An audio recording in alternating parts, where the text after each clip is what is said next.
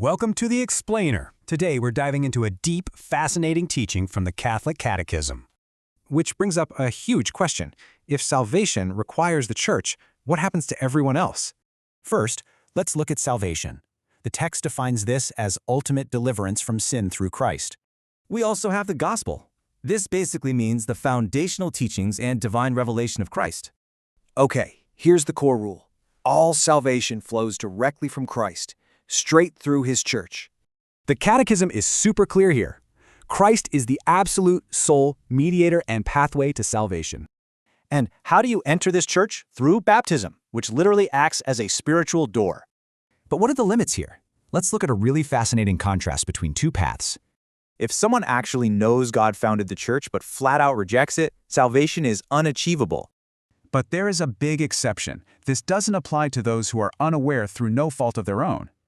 So for those outside the church, the text actually outlines an incredible three-step alternative path.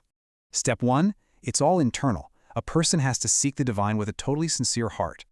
Step 2 is about grace. Their actions and intentions must be continuously guided by spiritual grace.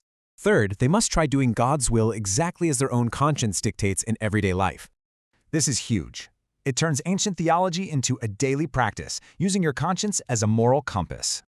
This isn't just abstract theory. Acting with conscience literally dictates our daily choices and how we treat people.